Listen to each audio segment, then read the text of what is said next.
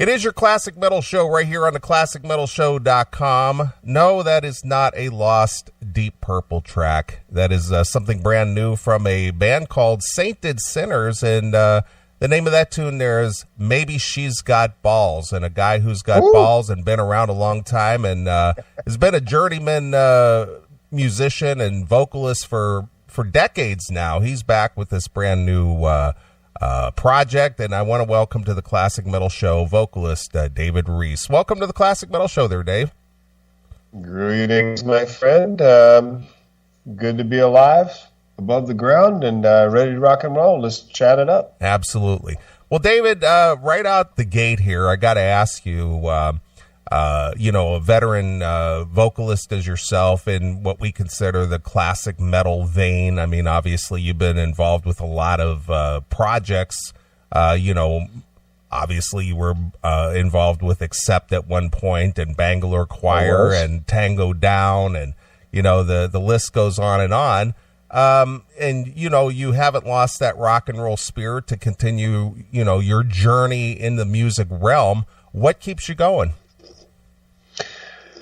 Well, you mentioned a lot of things. I'd like to clear something up with the fans. Is a lot of those things that I did were projects, and I was a hired guy. So, except I was hired. Bangalore was my band.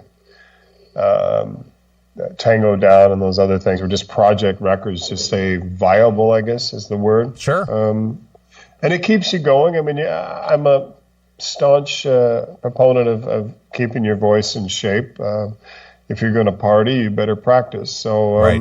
I've tried to stay relevant as a singer. And, to be honest, there was a time there where I got married back in, I think, 94. I'm divorced now from her. But I just walked away from music during that heyday of when Kurt Cobain thought he was God and the rest of the world thought he was too. I just got tired of it. And I left and I went into ranching and farming for 9 years. And then I found this thing called MySpace. And the whole time while I was being a cowboy in Montana, I was sick in my stomach nearly every day, missing rock and roll. And I knew I needed to get on a stage. So when I got on MySpace, that's an ancient term, I suppose, I set up a page, and within minutes, everybody's going, "Where have you been? We thought you were dead." And I got this band, I got this deal, you want to sing, blah, blah, blah. I didn't know what file sharing was or anything. So I jumped off and went to Sweden, and started doing it again. That was in 2007, I think. And it was funny because you want to get into the Bonfire thing now and how that worked, or? Sure, whatever you want to talk about. You go right ahead. I had made a promise to myself because I found that, doing these project things and all these file sharing bands, nobody toured. I mean, you might do 1 or 2 gigs, right, a year. That's not touring. So I said 5 years. And if it doesn't work in that 5 years and I don't get back in the game where people care about what I'm doing, I'm done. The music business has changed enormously, as you know. So right about the 5th year of me saying I'm done, Hans Ziller from Bonfire reaches out to me. "Hi, remember me?" We had actually seen each other on a Bangalore Choir reunion show in England at Firefest. And I knew Hans and those guys from Bonfire when I did the Accept album. They were next door to us. Sure. And at that time, they were huge. And I said, "Yeah, I remember you. How you doing, Hans?" He goes, "We need to do an album together one day," and blah, blah, blah. Okay. And I didn't see him again or hear from him until 2014. And that was about the 5th year where I was about ready to put my hat up and say I'm done. And he wrote me an email and said, "Hey, I got this side project called Easy Living. Would you sing on it? Michael Voss says you should be the guy," and I agree. I said, "Okay, yeah, here's what I charge." Blah, blah, blah. Not even expecting to play a live gig. Well, about a week after I returned the album to him, he asked me, "Are you available to tour?" And I said, "Stop. Don't tell me maybe we're going to do this." And he said, "No, I got 15 shows right now. Can you get on a plane and do it?" I said, "Yeah." So I drug Ronnie from Tango Down in it, and Harry Reisman from Bonfire was playing in that project on the side too. So we did like 3 tours in 2014, and Klaus announced his last show that year in November. So Hans bought the name, and the smart thing for him to do was, well, I've worked with these guys, I'll just turn it into Bonfire. And so we did that, and then I moved into that thing for a few years. What happened was I did the Glorious album with Bonfire, and it sold great. It was a kick-ass record. We charted like number 3 in Europe, and it was great. We did 100 shows in 2015, I think, or more, I can't remember. And then Hans said the record company wants to do a remake of all the classics, or even the ones that weren't that big. So we did that double album thing in 2016. But things between Hans and I got really south. And I was really unhappy with him, and he was unhappy with me, and I was very unhappy with the management choices. So long story short, leading into Sainted Sinners, Frank Pane, the guitarist who's still with Bonfire, our last show was 2016 together in Italy, right, where I live. Nasty split up, did a big festival. It was ugly, and the crowd were like chanting my name. They knew it was bad. They could feel it, and blah, blah, blah. I went home and said, what am I going to do? I was out. And Frank called me and said, hey, I'll be in Italy in a couple of days. Can I come see you? We have a lot of unsettled business. I said, yeah, come on. So he came over and said, listen, I've got this album written for a band that I was in called Perpendicular, and your voice is perfect for it. I said, whoa, Frank, where are we going with this? You know, and he said, no, let's do it. So he played me a song, and it ended up, that song turned into Truth is a Lie. Right. And we wrote it in about 10 minutes. It's on the album. And then he opened up the rest of the files that he had of fully recorded songs. Well, probably about 6 more because we wrote some new ones. And I went, wow. And so I just put a pen to it, and we decided to do this. And he brought in Malta on bass, and Bercy from Perpendicular, perfect rhythm section, because he'd played with them for years. And then we got Ferdy from Axel Rudy Pell on keyboards and slide guitar. Sure. So it came together really fast, man. And I think it's one of my best albums. I'm very proud of it. I listen to it every day, of course, because I'm rehearsing for tours. Right. Excuse me, fucking belching on the fucking radio. Why fart and waste it when you can burp and taste it? Right? Sure, absolutely. Well, I gotta ask you, Dave. You know, obviously you're over in the European market, which is more accepting of this, you know, genre of music, hard rock, you know, classic metal. You know, and being an American yourself, I know you're well aware that the market in America just doesn't seem to support this type of music in a commercial aspect. I mean, it's all gone underground. There obviously are fans out there of this style of music, but you'll never hear it on a mainstream outlet. And I often got to ask, you know, bands, why do they continue recording records, especially since you brought up file sharing and stuff, when all that seems to get stolen, you know, and you guys still, and I'm encouraged that you guys still do that kind of stuff, but why do you do it? I mean, is it profitable for you, or is it just because it's a great creative outlet for you? I mean, okay, with Bonfire, yeah, I made some money, but I wasn't buying Ferraris or right. big cow horses, sure. or another house. But like I told you, I took a 9-year hiatus, and it's in your blood. Mm-hmm. And a lot of guys just put the guitar on the wall and pick it when they get drunk at a barbecue. But I just felt like I had a lot more to say, and I know that my market's here because of Accept, obviously. Right. I mean, and when Bangalore Choir was dropped after that grunge disaster, I played some gigs with those guys, and I had no idea how big that band was over here. Right.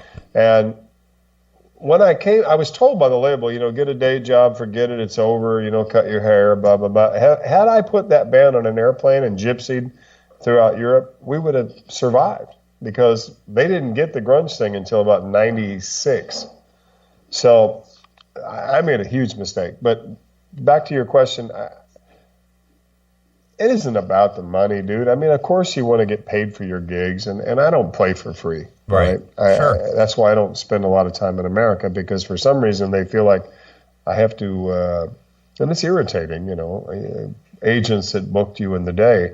if you're not doing 100,000 a night, they're not even going to talk to you. Exactly. And that's wrong. And because there is an underground belt of people that they want to go see bands that they followed for all their whole life. And over here, I found that there's a loyalty in the fan base that America seems to have forgotten a little bit. Yeah. You see a guy wearing a leather jacket with a jean vest on it with, a Bangalore choir patch from 1991,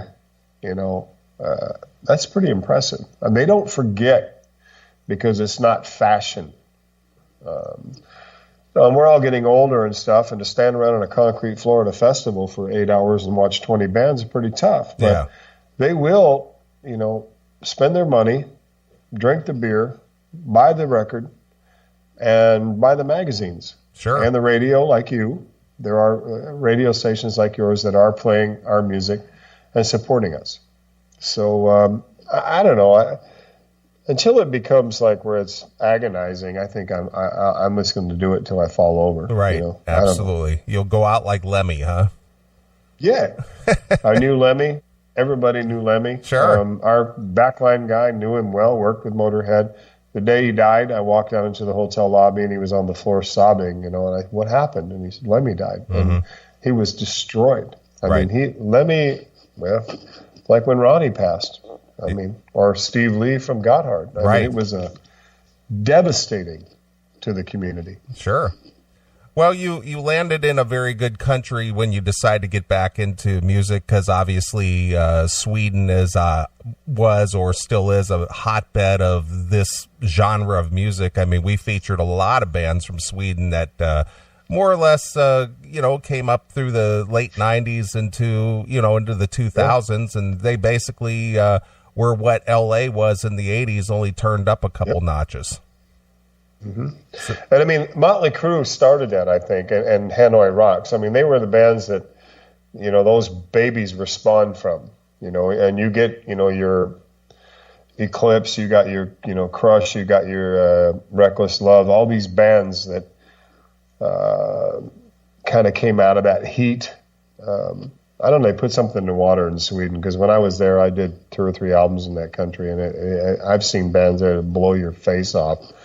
Great looking frontmen that can sing, real backing tracks, real vocals, great melodies. I mean, it's a great country. I mean, they spawn a lot of great music, and so do the Germans, and the Italians too. I mean, there's a lot of great rock around here. Sure.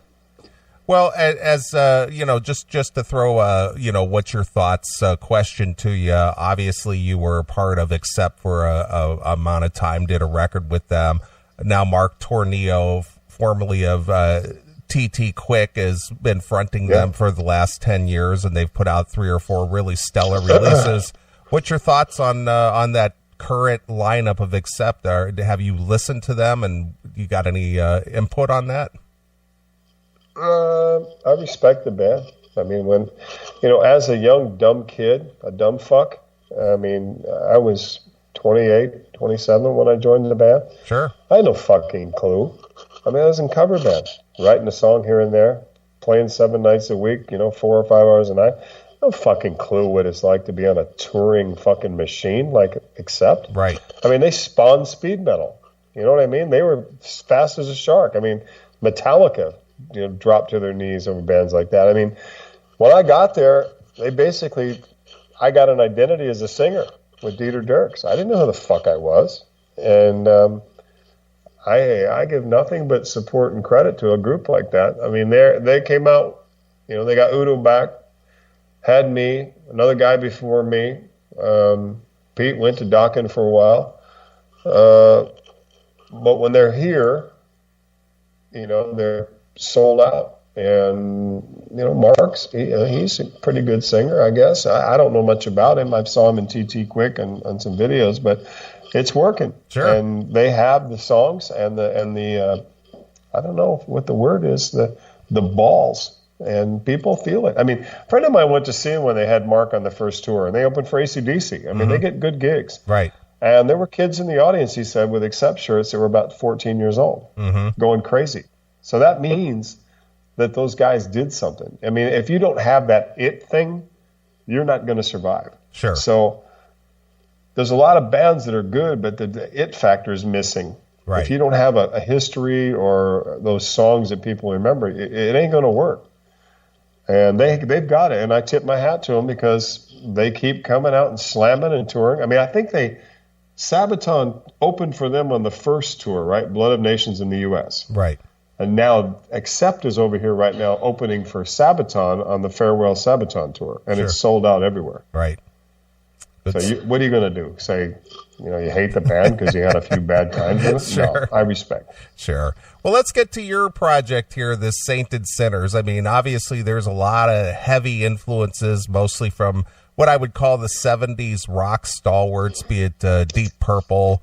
Obviously there's some Whitesnake influences with, David Coverdale being part of Deep Purple at one point, and maybe even some Zeppelin, some very bluesy aspects to it. What is the market for a classic rock band such as Sainted Sinners making a splash with a bunch of veteran musicians? Huge. Deep Purple are gods here. I came from that. My first Purple album was Machine Head, and I bought Alice Cooper's School Out that day, the same day. Whitesnake, I bought Coverdale's North Winds album when it came out. Up to Slide It In, I'm a huge fan. Sure. And Bad Company, Paul Rogers is my hero. Gillan. We just played a gig last Sunday night in South Germany, and we had Graham Bonnet guest with us. He jumped on stage and did 6 or 7 songs, and it went over like a barnstorm, dude. It was full place, and people loved it. We got a lot of exposure from doing that video with We're All Sainted Sinners on YouTube, and a lot of magazines coming out. The timing's good. People know me. They know Ferdy from Axel Pell.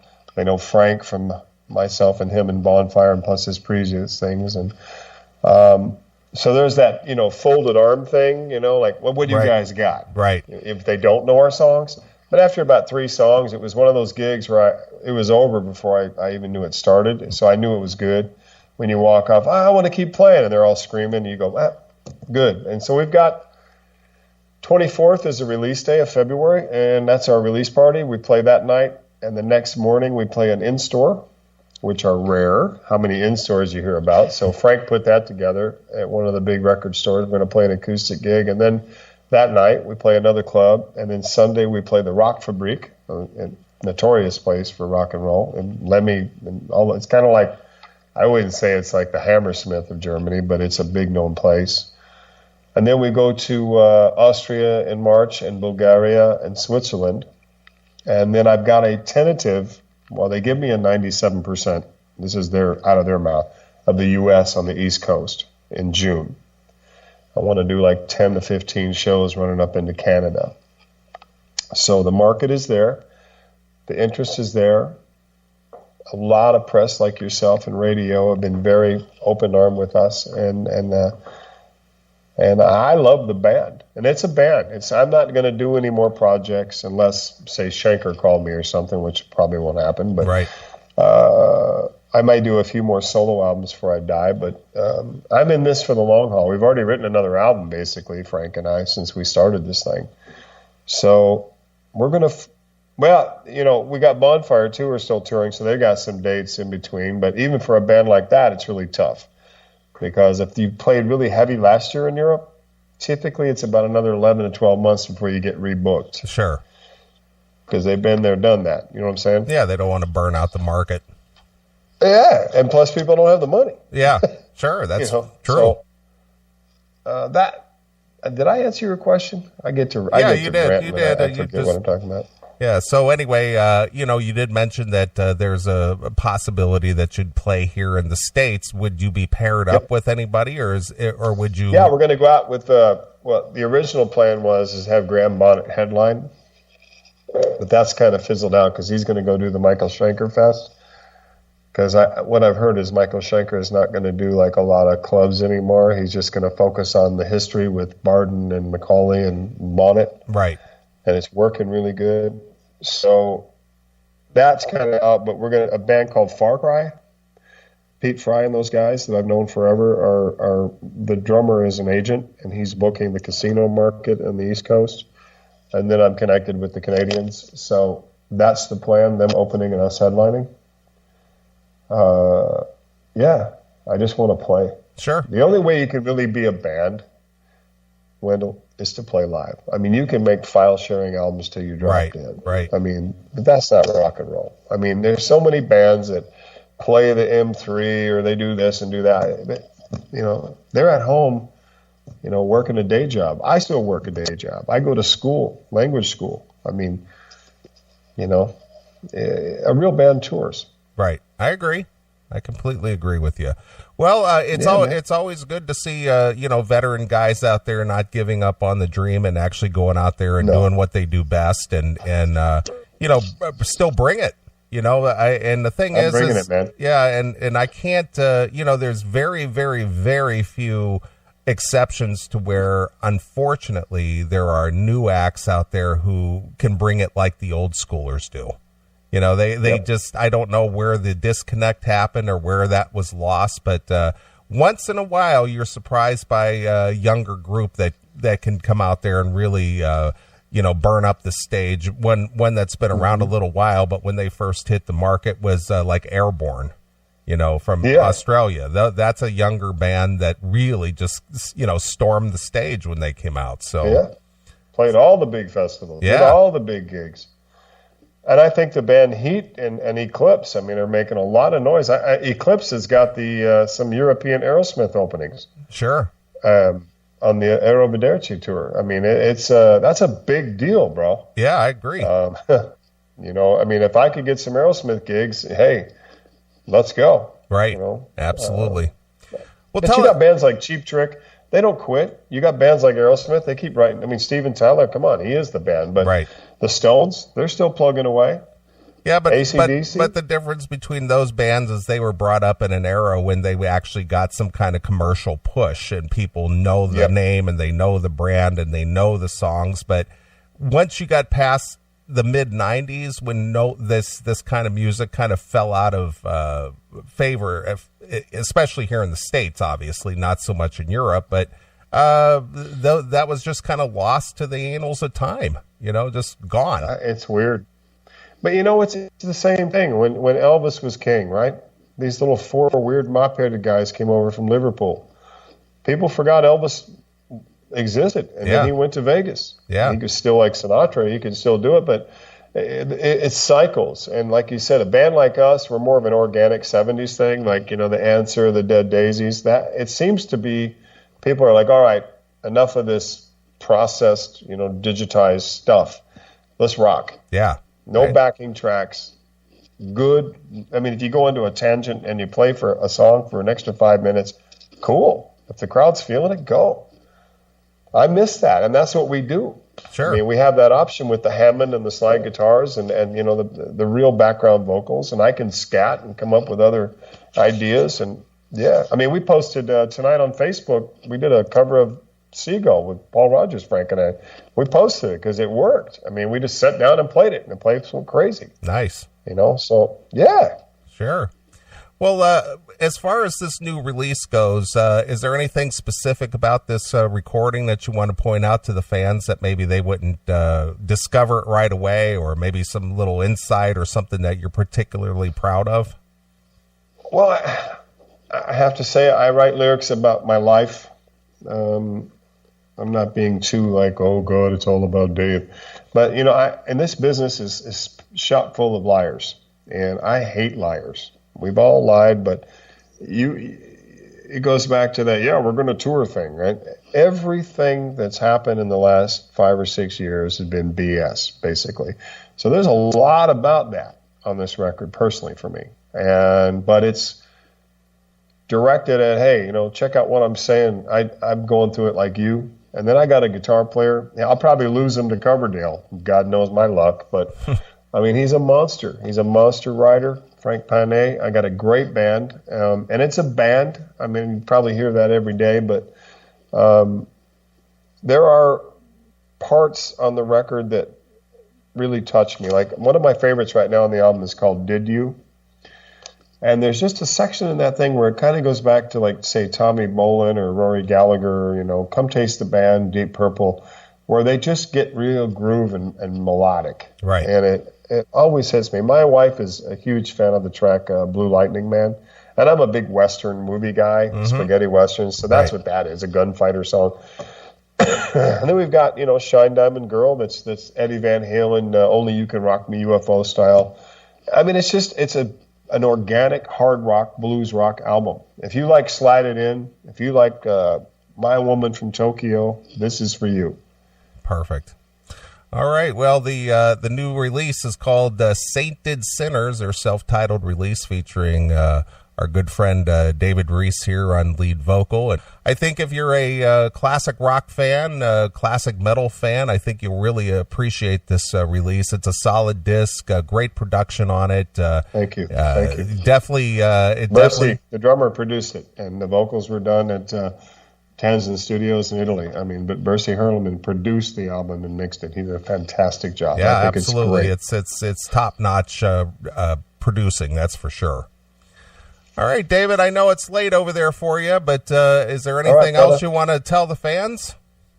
I thank you all for, staying the course with me and believing in me. Like, I'm an old vet, but I still got lungs and I can still shake it up on stage, man. And I'm going to lay it down very soon. So I thank you, Wendell, and everybody out there that are supporting the music and keeping us alive. It's all because of you. I mean, guys like you, bro. Thank you. Excellent.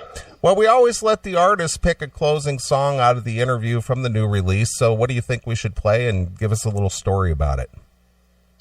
Let's go with Night of the Long Knives, the opening track. That title is Knight. It's not where, if you know anything about German history, that was a bad day, a bad time in the country where they kind of turned on a certain race of people. And I was watching a documentary, and I said, well, if I write it like that, it would be offensive. So I changed it to the Night, like a Knight of the Long Knives. It's got a real Iron Maiden, Deep Purple, early Purple, fast-paced story about a mercenary with a sword that basically goes around and cuts off heads and stuff, I guess. I don't know. Sure. It's a little Iron Maidenish, I guess, too. Right. But I love the track. It's a great opening track, so let her fly, man. I think the people will dig it. All right. Well, the new CD, again, is called Sainted Sinners, and here it is. This is the Night of the Long Knives, exclusively here on your Classic Metal Show.